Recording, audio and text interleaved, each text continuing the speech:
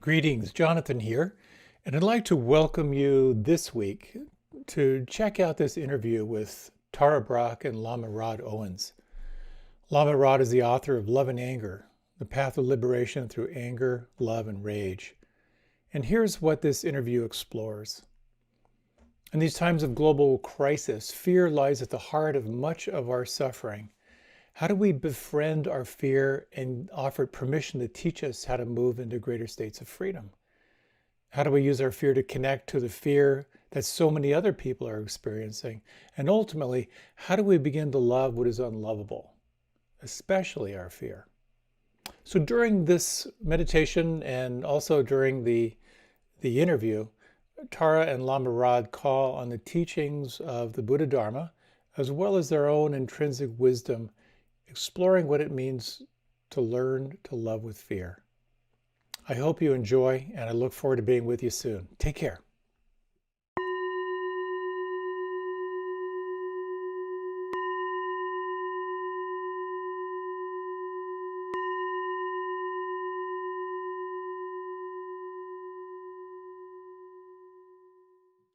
So welcome, my friends. So glad to have you as part of this weekly live stream class. It's co-hosted with the Insight Meditation Community of Washington.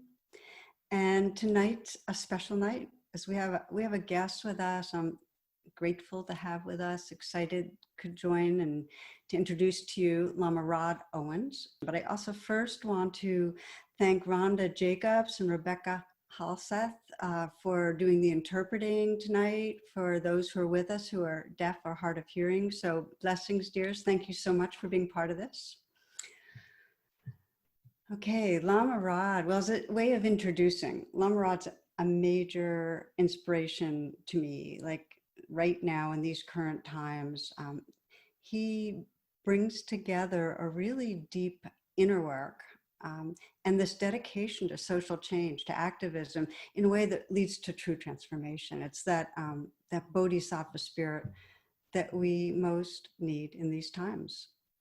So Lama was trained in Tibetan Buddhism, and he received his Master of Divinity at Harvard Divinity, and co-authored a book many of you know about with Reverend Angel Kyoto Williams, a book, it's called Radical Dharma, talking about race, love, and liberation.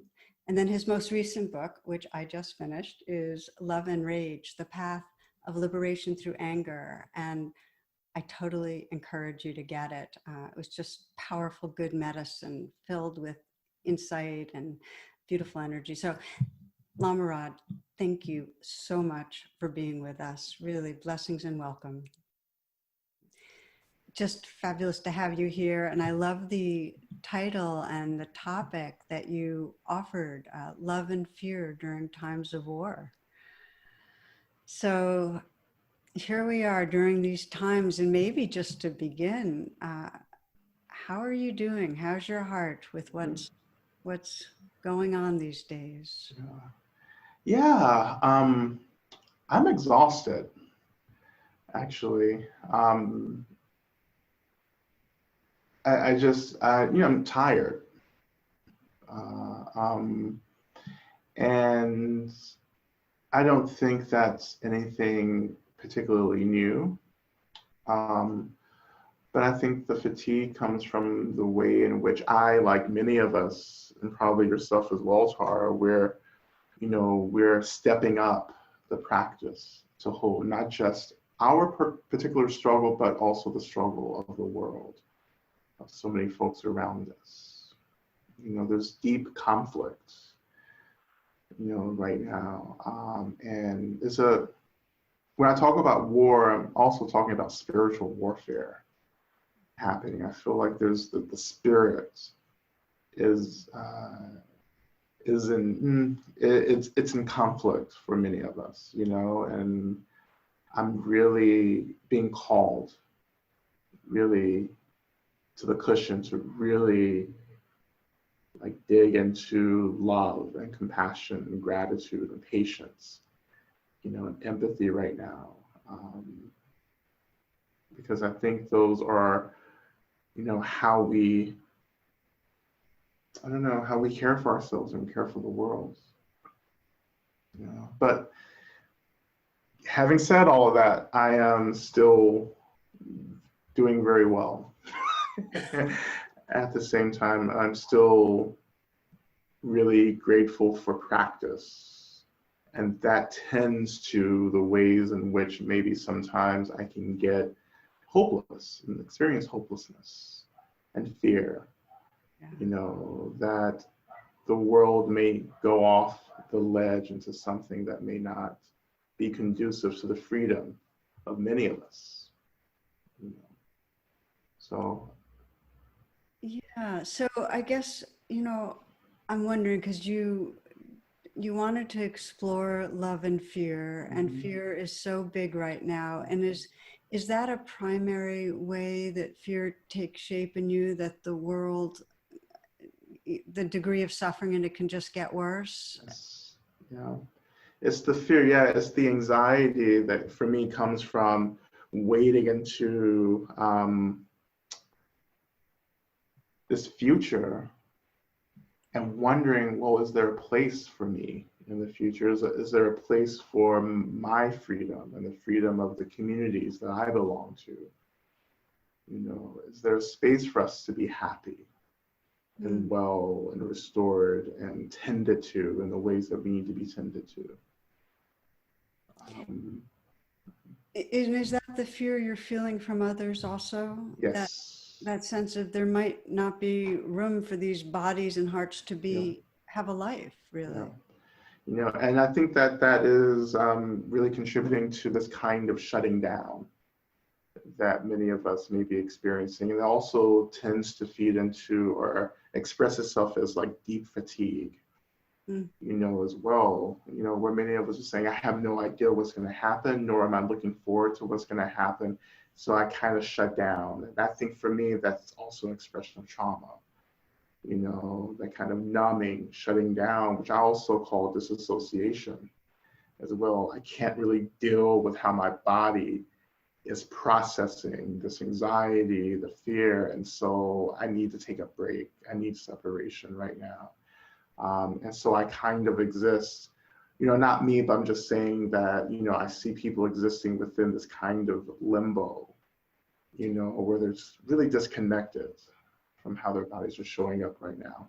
I'm right with you. I think I'm feeling the same, that there's such a sense of uncertainty about the future that it's almost like waiting, but waiting with fear for something bad. And in that tensing, we get exhausted by tensing.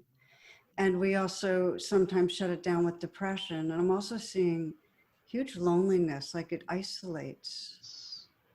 Yes, absolutely. And that disconnect is also about not only am I afraid of a future, I'm also afraid of people, you know, because I don't know who people are. I don't know what they think. You know, I don't know what they believe. You know, and so I still need to protect myself. You know, and that's always a reality for certain communities, you know, certain marginalized communities where like they have to be really careful about who they're with and where they go, you know, and that all just adds together, you know, just all compounds back into the fear. Yeah, but I hear what you're saying, and that trauma has to do with cutting off. And when you Yeah. feel cut off, you don't trust it, that you really belong to anybody. You have to kind of, the vigilance is there. So tell me a little about how you're working. What's your process? Because I feel like we're all trying to find a way, find a refuge in this. Yeah. Yeah. Well, you know, for me, every day it's getting up and making a commitment or a recommitment to trusting my practice, you know, and saying, you know what, my practice has held me for almost 20 years, which is like half of my life now. And I want to continue to trust my practice to take care of me. You know, and I come from the Tibetan tradition. I come from, you know, shamanic practices and ancestral indigenous practices. So I'm really into really developing relationships with deities, particularly Tara, right? And Tara for me is like a primary deity that I am relying on as a source of refuge, right? As a reflection and an emanation of my own innate compassion, particularly my own innate liberatory compassion, freeing compassion. I rely on that and continually to take refuge in this deep belief and trust that my compassion actually is enough. To continue to touch into the discomfort, continue to always remember that I am not the only one that's struggling in the world, that even the person that I despise the most in the world is also suffering, like me, And if I hold that perspective, then I can maintain my humanity and continue to relate to the humanity of everyone around me, and that's such an important practice for me, to remember that we're human and we're trying to make the best choices we know how to make, but we're all coming into this world with different resources, and not everyone got the resources that they needed coming into this world that helps them to feel connected and loved and a part of something. And I know there's intense deficiency that people are operating out of, and I want to show up for that. But at the same time, and this is another part of my kind of, coming out of my own toolbox around managing these times, which is setting boundaries. Too, which means that, like, yes, I can see you're suffering, but I don't have to actually stick around for you to use me as a target, to blame me for your suffering, And so just really, I call it protecting my energy, so that means that, like, yeah, I'm not going certain places, I'm not in interaction with certain people, I'm not reading certain things, I'm not getting involved in certain situations. I allow myself to not like people, because me trying to like people becomes a burden of emotional labor that I don't feel is necessary, But again, compassion is what I do feel is necessary, right? Everyone deserves compassion. And love, but I don't have to like you. I just want you to be free from suffering, So, first of all, what you're saying is so resonant that you really trust in the power of compassion, and you trust that it moves through you, and you have a way to access it. You actually have very deep practice to access it. And what I wonder about so often is that you said something that really caught my attention, which is that not everybody comes in with the resources to have that kind of sense of contact or belonging. Mother Teresa says, our suffering is because we have forgotten our belonging to each other. And some people have less ability, like you can use the goddess Tara and you have ways of reconnecting. And I'm wondering, I can understand you holding another with compassion when they're cut off, but how do you help people find their pathway to compassion when they've been traumatized and are cut off? What are the ways that you use to help them? I embody compassion for them. So I become an example, a living, live, embodied example of what it looks like to experience compassion, to express compassion, to be compassionate. And I let the practice speak for me.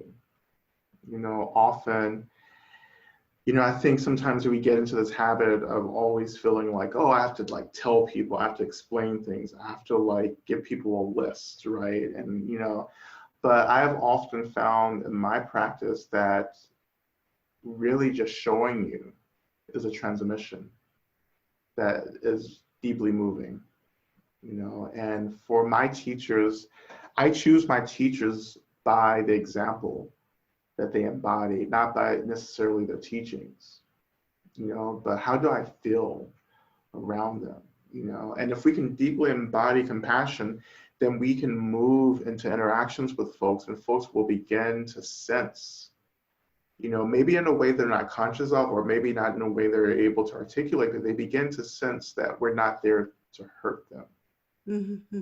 And they begin to let down defenses. They begin to let down their guard, and that closeness, that belonging can begin, and of course the embodied expression comes through also how we're speaking to people, like how we're holding space for ourselves, how we're connecting to our own discomfort, how we're actually doing emotional labor for ourselves. So when someone's really holding themselves in this compassionate energy, being with everything that arises, right? When they enter into relationship with others, there's a sense that like those folks don't have to do a lot of labor in that relationship. And so you can relax, you can open, you can take a break and say, this is so refreshing, and it, and there's a Shanti Deva prayer that I love to recite in some of my practices. And in the prayer, Shanti Deva says, may I become the medicine. Mm-hmm. May I become the medicine. Our practice actually helps us to become the medicine for folks in a way that we're not even trying to be medicine, but we become medicine because we're doing the practice for ourselves. So as I'm taking in what you're saying, and also just the energy of that, I can sense how you create a field that's safe. And so let's say with me, I could feel, okay, so whatever ideas and defenses are here can drop away. And then in the space that opens up, that is compassion. I mean, Yes, exactly. So in other words, your transmission will actually create the environment that another person's true nature, their heart can unfold. Yes, because it's about entering through interactions and relationships where we're transmitting this truth that I don't need anything from you. Like, I'm not here to take anything away. I'm not here to take your time, to take your emotional energy or labor. I'm here just taking care of myself. And I'm inviting you into this space to sit with me, to have whatever we're doing. We're having a conversation, we're having some tea, whatever we're doing. It's just like, let's just be together. I don't want you to work around me or to work to have me, in the space with you. I just want you to open, and that opening is the restoration, and the compassion itself. And I feel as if, sometimes I think many of us who are joining in to the discussion, I think right now people want to do something. People want, okay, what can I do? And I want to challenge people into maybe considering non-doing, maybe consider being instead of doing. And that's a very subtle practice, but how do we just be ourselves? How do we just be compassionate? How do we just be loving and gracious, especially when I don't know what to say? How can I just be and hold space for everything?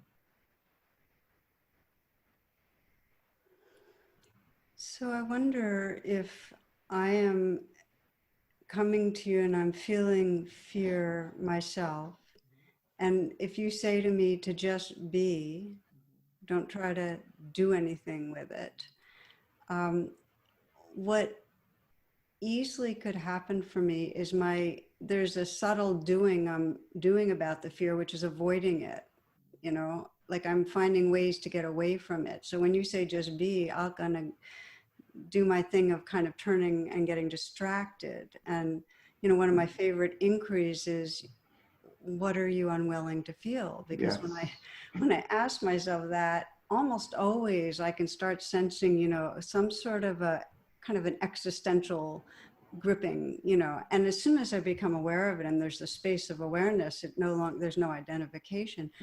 But I can't just be until I've already in some way intentionally set the groundwork, often if I'm caught in something. So I'm just bringing that to you to see how that lands for you. Absolutely. And I would also add to that too, that being for me also means that I am allowing the fear to be there. As well. Like I'm feeding the fear spaciousness. And that practice, in my practice, I call that loving. Yeah. I'm loving my fear, which means I'm accepting it. I'm allowing it to be there. And in that space that opens up, then I enter into experiencing it, because I have the space to do it. The fear isn't consuming me, but I begin to consume the fear when I offer it space to be there, But, another thing that also happens too, when people come to me and they say, oh, Rod, I'm really afraid. And I say, me too. Me too. Like I want you to know that I'm there in that space as well. Being a Dharma teacher doesn't mean that like I'm this like superhuman, completely like realized enlightened being that doesn't experience fear. It means that I actually do experience fear, but I allow it to be there, in my experience. And that's what it means for me to be human, is to experience, is to hold the space for all the material in my mind. And that's another thing that we begin to communicate, is that presence of being with, in a way in which we're just like, yeah, there you are. There's the uncertainty, there's the fear, And if I hold my space like this, then I can anchor other people in holding the space for their fear as well. I love the way in your language, Lama, that you use the word space. And I feel like it's one of your Dharma gifts, because I know for me, and when you said I feed space to the fear, I have a practice with fear where I'll kind of sense the interior space that it's coming out of, just the way, and all the particles of an atom will come out of emptiness. And I also sense the space that's all around it. And I sense that interior and the space around it as continuous space that's just innately tender. And then the fear's there, but it's floating and there's no identification. And space is such a powerful way to loosen that identification. It's so beautiful. Absolutely. This is a beautiful practice too. Another really important part of how I work with fear is actually by remembering my ancestors. As someone who is descendant from Africans and African enslaved folks and indigenous folks, in the South, as I deeply connect to my ancestors, they gift to me this kind of fearlessness and letting me know that I'm actually not alone in facing the fear that comes up for me, that they've faced fear, in their life, and that they, in a way, hold the space in back of me. They kind of form this wall, and then when I feel blown over by fear, they catch me, and say, you're not alone. And to feel that unconditional, direct support from these beings, I think is a resource that I really encourage so many of us to do the work to connect to, as well. For me, I believe that our ancestors, are holding tight right now. They're holding tight. And I know many of us are in very different places with this. Some of us, this is not, anywhere in our practice or in our belief system. But just for those of us that are called into relationship with our elders, I encourage them just to rely on our ancestors, you know, as a support for our fear. You know, I just, you know, I'm at this point in my practice where my fear is, on one hand, really uncomfortable, and I'd rather not deal with it. But on the other hand, my fear is so precious to me. There's a preciousness to it, you know, because in certain ways, my fear, in complete ways, actually, my fear is teaching me something, you know, and there's a part of me that's always desperate to be taught by everything. You know, there's so much a part of Tibetan Buddhism, Vajrayana Buddhism, or Tantric Buddhism, where like the phenomenal world, including the material of our minds, everything's teaching us. You know, even in suffering, is teaching us. Even in terror, even the trauma is teaching us. You know, and I try not to waste that precious opportunity to be taught. I love that. It's so beautiful to perceive fear. I think of the Tibetan art where all the fearsome deities, and the idea is to get to sacred spaces going through them. It's not like you try to get rid of them and then get there. It's the actual engagement with fear, which is really nature's protector. It's just part of our organism that helps us to realize that that's not our identity. It's not there's a formless presence beyond that. So what I keep doing, Rod, in my own practice is when fear comes up is in some way I'm reminding myself that this belongs. And I'll actually whisper that sometimes, this belongs. And then it goes beyond that, beyond this belongs, to this knowing that the only way to love is to actually practice that dying that goes with letting fear be. It's really just a dying of separate selfness, but fear is the pathway to love. I mean, it's why you link those in my mind, is because it's the way. And for me, it's every single day. I mean, there's not a day that I don't feel some clenching that I have to lean into. Absolutely, you know, and you know, and you know, and the fear, you know, for some of us, the fear is just still so completely overwhelming, so completely, it just completely shuts us down. And in those cases, when I am helpless, I just fall to the earth and let the earth catch me. And I imagine just giving the fear to the earth, you know, just offering the fear. This is why in the practice we did this, you know, just moving through earth, moving through gratitude and so forth, because we have to, as we move through this period, we have to allow sources of refuge to emerge within our practice and get really creative, you know, and understand this, the earth is right under us, is always under us, is always holding us, is always loving us. You know, why can't we let the earth take care of us? Why can't we offer to the earth the things that we can't hold for ourselves? And when I find myself falling, how can I just say, ask the earth to catch me, just to catch me? You know, or ask my compassion or gratitude to catch me, or ask my communities to catch me, ask my loved ones to catch me, ask Tara to catch me, or ask my breath to catch me, or ask spaciousness to catch me, or ask the ancestors to catch me. You know, one of the things that I'm saying over and over again to folks is that we have to ask for help. And I tell people to literally say that out loud. You know, whenever they feel overwhelmed, I say, please help me. Whatever there is around me as a source of refuge, please help me. And allow those sources of refuge to emerge, because often we can't get the help we need until we call into the space for that help. Beautiful. And we have to imagine it. Yeah.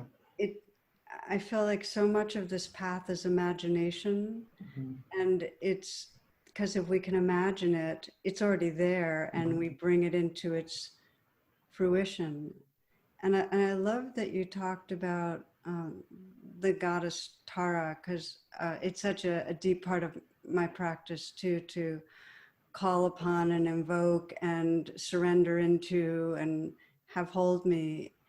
And what I've noticed is that I have to keep repeating it and repeating it. And I sometimes do it many, many times. In some way, I'm bowing and saying, just take this life, Yes. take this body, take this fear. But the more I do it, the more it actually becomes a spontaneous surrendering. Yes. And it's like whatever you practice gets stronger. Mhm. And so there's this whole invitation to keep being imaginative and experimenting that's so powerful on this path. Yes. So much of that imagination and creativity is what has helped me survive in this body, in this world. It's something that's offered through my ancestry, is the innovation, the creativity, is the transformation of rigidity into fluidity. We speak about Tara, whom I call the mother, in the same way that you do, Tara. I offer everything that I struggle with to the feet of the mother. Yeah. I make an offering, just please take this. Like, Yeah. please take this anger, this sadness, this fear. Please take this. And in that practice, that begins to remind us of the space. Yes.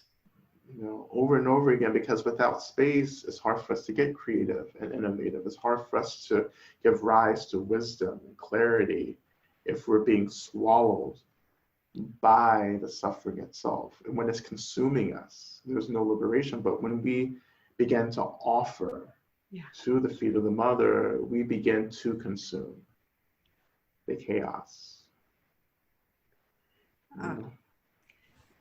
Just to share with you, Lama, since this is immediate, when I was leading up to our conversation today, I hit a major fatigue, and then and a sense of, oh, what's this going to be like? And then the kind of more small-minded stuff of, oh, am I going to, will I be able to show up in a way that's real? And, and then the whole white cisgender woman making, not doing it well, that whole, so the practice that came to mind, I said, okay, this is all about fear. So here we are, So I brought you to mind, and I just mentally whispered, we are friends.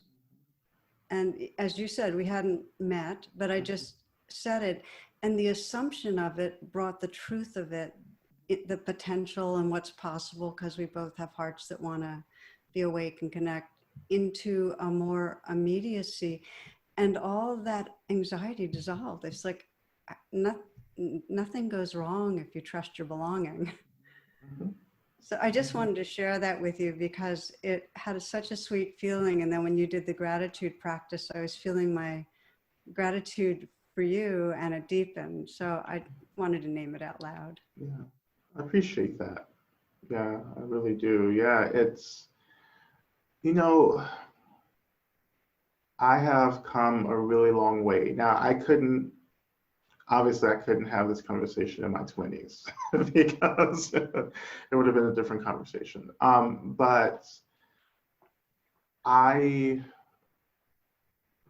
came into Dharma just trusting, a lot of stuff, because in one way, the Dharma felt really familiar. Like it felt like, oh, this is like, I know this. But then on the other hand, I was like, I just don't know about this love and this compassion. And like, I don't know if I'll ever be able to do that, But really, for me, my early practice was learning how to be with myself, and to trust myself, and that actually over the years has helped me to enter into relationships and dialogues like this, where it's always remembering that, yeah, we're all trying to do our best. You know, we're all trying to do our best. We just don't get it right sometimes, you know. And I want to trust that, you know. That's one of the things I hold on to, is that assumption that even if you're doing something to hurt me, I just want a part of me still wants to believe that there's some part of you who's trying. And it's not maybe working, you know, but you're trying right now. And I resonate with that really strongly, you know, as well, you know. But, you know, a lot of us don't have spaces to open our hearts up in, you know, we don't have relationships and spaces, and, you know, where we can just be vulnerable, to practice the vulnerability, you know, and the openness. And I worry about that. Well, so many people got completely violated and wounded so early that it's not safe to. Yeah. And what you just said really struck me about that no matter how another person's behaving, no matter how I'm treating you, something in you wants to trust that, you know, I'm trying my best, or there's some goodness in there. And it's very similar to your compassion practice, in that if you're dedicated to seeing my goodness, it helps to bring it out in me. So that even if I'm misbehaving, if you are steadfast in saying there's goodness in there somehow, it's going to bring it out. So that seems like the companion practice to holding the space of compassion. Yeah, absolutely. You know, and also a part of that compassion practice too is about boundaries, you know, and it's about articulating, you know, what's coming up for us, you know, what's coming up in any interaction with anyone, right? That's, you know, just to say, oh, you know, this thing was said, this is how it's landing for me, and having the courage to move into that, you know, because I think there's a level of, as you rightfully pointed out, there's like a woundedness around trusting, you know, because of the ways in which we've been deeply hurt. And for me, I've had to retrain myself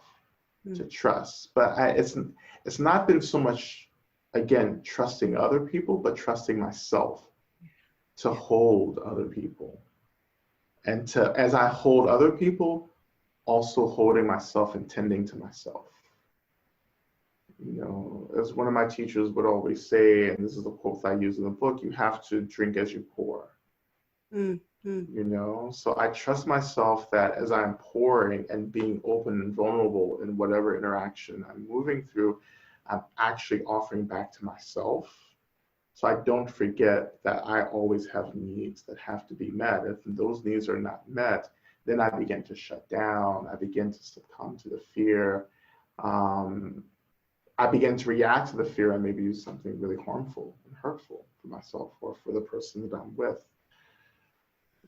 Right. And that's where, and you describe it powerfully in your book, which is that when we haven't tended to the fear, or if we hadn't tended to the brokenheartedness, then it comes out in violence. It comes out in violence, and again, sometimes I see and hear that violence as asking for help. You know, when people, or I'll just use myself as an example, when I've done really harmful things in the past, it's actually come out of the ways in which I was not holding space for myself. I was not tending to my own brokenheartedness and sadness, and I just reacted to it, and then that created harm. You know, and what I was really trying to say instead of creating harm was that I just really need help. Like, I'm just really sad. I'm just really isolated. I'm really lonely, you know, and I have no agency in this. And so I'm propelled into this kind of compulsory relationship with this really tough material that comes up for me. So I'm just reacting over and over and over again, you know, and what the world needs are practitioners who are able to see that violence, the expression from others, as them asking for help, but to do that seeing in a way in which we're also taking care of ourselves. Mm-hmm. We're also setting boundaries. We're also not just walking into being the recipients of violence, because that's not compassion either. But to say, I see you, I hear you, but you don't get to do that. Right? And I have to reflect back to you the ways in which you're creating harm because you're not able to be with the hurt, and maybe that's my activity, is to feed that back to that person. So a lot of what you're describing is how you work with students, and I'm wondering how involved you are in peer group, collective activities that in some way together, here we are together working with the fears that are here we are together working with the heartbreak. Are you involved with that? Yeah, like I have all kinds of sessions and groups that I work with people online through. I work with my own Sangha, Bumisparsha, around these very same practices and issues. For many years, after some act of violence in the world, a killing of an unarmed Black person in the world, I would gather people in healing circles and hold space, as this way to offer healing and restoration, as well. I have to live the Dharma. That's the only way that I survive. That's the only way for me in a Black queer body. That's the only way I've been able to survive, is to actually do this. And I've not, for those of us who are occupying these intersections of a lot of marginalization, be it, being Black, Indigenous, people of color, trans, different abilities and so forth, like it's really for those practitioners coming into the space where it's like, I actually have to really do this because actually my life and mental health are really at stake. Like, this isn't like something that I do on the weekends just to have fun because this is what, cool people do. No, this is like actually saving my life because this is the only way I'm surviving. These systems of violence, that are imposed on me, have been imposed on me from the very moment, I came into this realm, this reality. So my Dharma, often I call it a Dharma of struggle.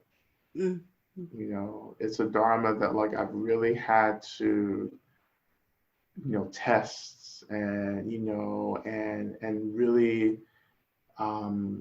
work out over and over again and wear out, and I've earned that Dharma. So, like, for me, it's like, I don't think in theories, I just think from actual life experience, and where our lives actually become the sutras.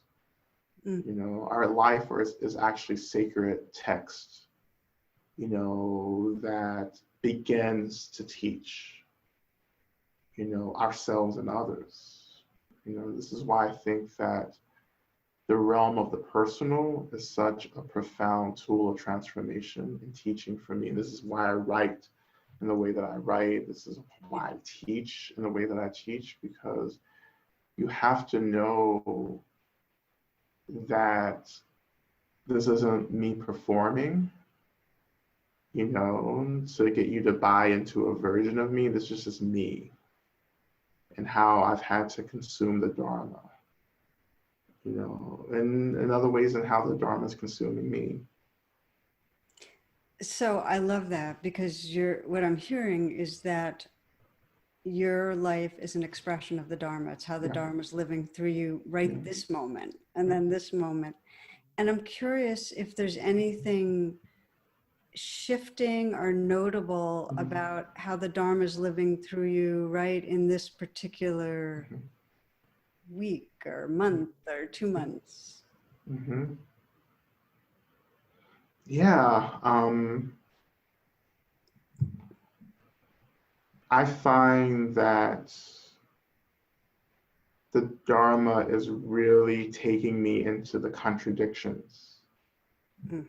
and helping me to make a home in contradictions. And I think in our community, we have a tendency to actually oversimplify things, and I think oversimplification does not line up with our relationship to justice, and particularly when we talk about peace and how this idea of peace can be weaponized from Buddhists to suppress and silence those of us who actually do not have the privilege not to struggle, and not to have to fight.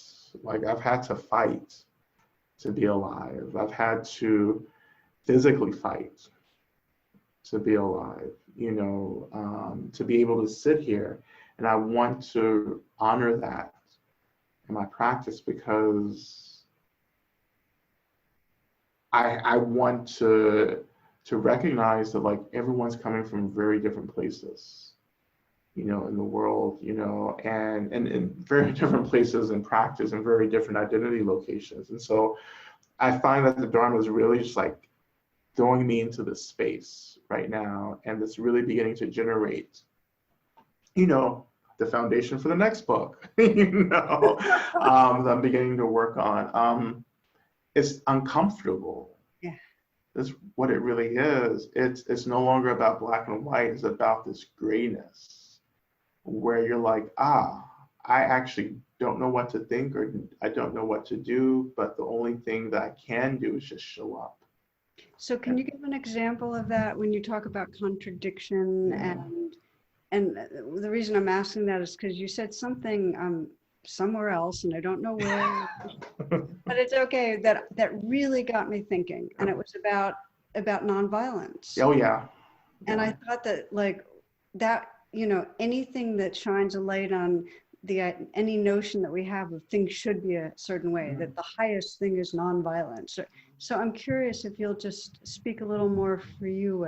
Absolutely. And I think I know exactly what you're referring to, which was a panel that I did a couple of weeks ago, where on that panel, I was supposed to be the peaceful pacifist Buddhist. That actually wasn't the case. And so everyone was really confused on that panel. But for me, I recognize the presence of skillful violence, and that means that if I see someone that I love in danger, I'm just actually not going to stand there and pray that they're okay. I think about a parent and a child, right? I don't know, I'm 40 years old. My mother would still jump into a fight if someone tried, to attack me. Even though I'm bigger than her, like she would still jump in. And this is what I mean. It's like, what are times that drive us into violence to protect, or to dismantle, disarm, or to decrease, further harm from happening, and is that skillful violence and trying to practice a skillful violence that's really not about getting back at someone. It's not about trying to hurt others as much as they've hurt us, but it's about de-escalating, because that is the only language that we can use in that moment to de-escalate, harm in that moment. Is that different than Arjuna on the battlefield? Where there's basically, I'm going to go ahead and kill, because if I kill here, that could save a whole lot of lives there, but I'm going to do it without any hatred. I'm just going to do it because it seems like the wisest thing to do. Arjuna, or even the Buddha in past lives, did the same thing. These archetypal stories of like, well, if I see more, am I ethically responsible to do something in the moment? And am I trusted enough to do this in the moment? I think that's a really important thing, and those are the ethical questions, the ethical contradictions that I'm really interested in. But yes, like I think that, like, yeah, will this reduce violence? Will this reduce greater harm in the future? And I think that there is something there for us to consider. Absolutely. I just don't, samsara, the cyclical existence is much more complex than I was led to believe in my early Dharma practice. So I'm maturing into this complexity, I'm maturing into ethics, I'm maturing into how actually enlightenment doesn't make sense. It's like I have to let go, but I have to be in the world. Like, what is that all about? And I have to sit with that. I have to sit with that and slowly metabolize, to metabolize it, to really just break it down and work with it and discern and talk about it and think about it and study and have discussions. It's really uncomfortable because I want everything to be really clear. Yeah. It's really don't know mind, the really being humble, because the right wrong thing is so nice when it's sharp and distinct, but it isn't. Yeah. So we just really have to trust our practice, and we have to sit with discomfort. Well, and I think the body is the body is intelligent, and if we can keep on paying attention, it'll guide us, but we tend to want to have in our minds the answers too quickly, and we leave our bodies prematurely. Absolutely. Yes, I think so much of my practice is about the embodiment. It's about just like as much as I can coming back over and over again, because I've earned my rights to this body. I survive, these systems, violence and oppression, which have forced me in the past to think about my body as being unclean, and unfit and dirty and not good enough, and so I've survived that. And I just really celebrate the work that I've been able to do to love my body, even though I have much more work to do, but I celebrate the work that I've been able to do, because that celebration becomes a way in which we begin or continue to disrupt these systems. They're feeding us these messages over and over and over again. And that is such a powerful form of activism for us, like that, just owning what I've been told not to own, celebrating what I've been told not to celebrate, right? Being proud of who I am, in a culture that tells me to shut up and to be silent, to be invisible, right? To live within an administration right now that every day attempts to erase so many of us, and to still be out and proud and visible and loving and joyful. That's part of how we wage political warfare. In the words of Mother Audre Lorde, right? Like, my self-preservation is political warfare. I love it. And I love your words, reclaim. I mean, just reclaim this body. And I understand that as a Black man, it's a whole other dimension of reclaiming. And I'm aware that we're almost out of time, and I would love you to, because you're riding us into the sunset here, Lama Rod, to close us with something in whatever spirit really is calling you right now. Yeah, absolutely. Absolutely. And so I just want to kind of end the session just by dedicating the merit, actually, and I just want to, on behalf of all of us who've gathered in this space, I dedicate the merit, the positive energy, the virtue, that we've generated. I dedicate it on behalf of all of us to the liberation of all beings, that all beings may be freed through the profound revolutionary practice of compassion, love, generosity, that all beings find a practice that helps to liberate them, that all beings find a home that takes care of them, and that we, those of us here, become agents of healing, restoration, liberation, not just for our communities, but for ourselves as well. And may we all just be free as quickly as possible.